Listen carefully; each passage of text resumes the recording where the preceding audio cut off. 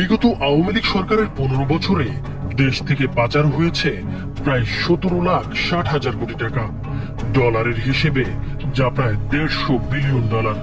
আবার দেশি ও বিদেশি উৎস থেকে ঋণ নেওয়া হয়েছে 15,58,000 কোটি টাকা।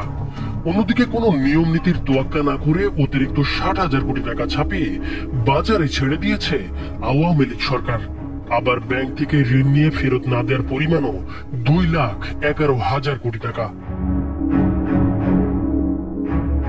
ফলাফল দ্রব্যমূল্য বৃদ্ধি, ডলার সংকট এবং ভঙ্গুর অর্থনীতি। যদি বাজারে জিনিসটার দাম কমানো যায় তাহলে আমাদের এখানে আসার কোনো প্রশ্নই আসে না। কিভাবে কিনবো? আমি 9,000 টাকা বেতন পাই, আমার সংসার চালানো খুবই কষ্ট।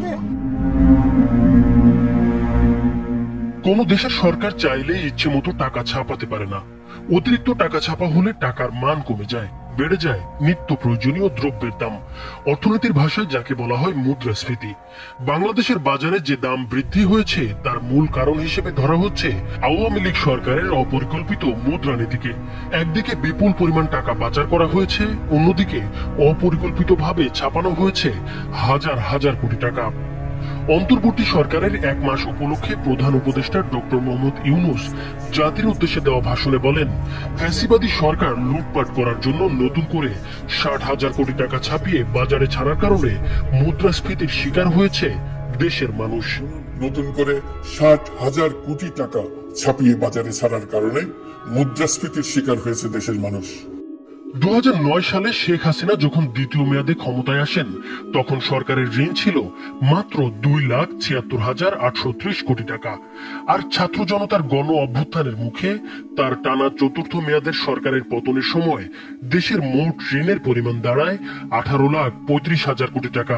সেই হিসেবে আওয়ামী লীগের 15 বছরের শাসনামলেই সরকারের ঋণ বেড়েছে 15,58,206 কোটি টাকা। অর্থাৎ মোট ঋণের 85%ই আওয়ামী লীগের বিগত 15 বছরের। সরকারের পরিচালনা ব্যয় মেটানো ও উন্নয়ন কর্মকাণ্ডের কথা বলে দেশি বিদেশি উৎস থেকে এই ঋণ নিয়েছে শেখ হাসিনা সরকার। এই সময় বিপুল পরিমাণ অর্থ পাচার হয়েছে ইউরোপ, আমেরিকা সহ বিভিন্ন দেশে। জিএফআই এর তথ্য বলছে শেখ হাসিনার 1.5 দশকের শাসনামলে দেশ থেকে অন্তত 14,920 কোটি বা $149.20 বিলিয়ন পাচার হয়েছে। বাংলাদেশি মুদ্রায় এর পরিমাণ দাঁড়ায় অন্তত 17,60,000 কোটি টাকা। বিরোধী দল থেকে প্রায় রিজার্ভের টাকা গেল কোথায় এই নিয়ে প্রশ্ন করে। করোনাকালে অর্থাৎ 2021 সালের আগস্টে বাংলাদেশের বৈদেশিক মুদ্রার রিজার্ভ উন্নীত হয়েছিল দেশের ইতিহাসে সর্বোচ্চ $48.04 বিলিয়ন। অথচ আওয়ামী লীগ সরকার ক্ষমতাচ্যুত হওয়ার সময় তারা রেখে যায় মাত্র $20.48 বিলিয়ন। অন্যদিকে গত জুন শেষে দেশের ব্যাংকিং খাতে খেলাপি ঋণের পরিমাণ দাঁড়িয়েছে 2,11,391 কোটি টাকা। 2 লক্ষ কোটি টাকা আমাদের ব্যাংকিং খাত থেকে চলে গেছে। Not by too many families, but by 4 families or 5 families. দায়িত্ব নেয়ার পর পাচারের অর্থ ফেরাতে নানা উদ্যোগ নিয়েছে অন্তর্বর্তী সরকার।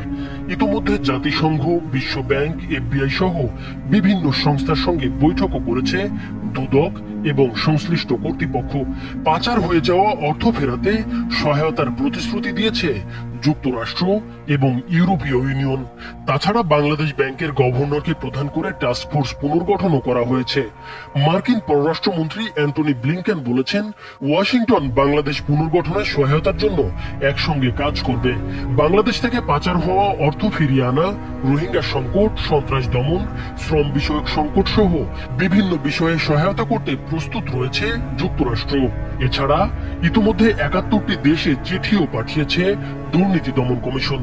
অন্যদিকে বড় ঋণ খেলাপিদের দ্রুত চিহ্নিত করে দেশে তাদের সম্পদ বিক্রি করে হলেও টাকা উদ্ধারের ঘোষণা দিয়েছে বাংলাদেশ ব্যাংকের গভর্নর। বড় ডিফল্টার্স আছে তাদেরকে চিহ্নিত করে আমরা খুব দ্রুত বাংলাদেশের ভিতরে তাদের যেসব অ্যাসেট আছে সেগুলোকে উদ্ধার করার চেষ্টা করব।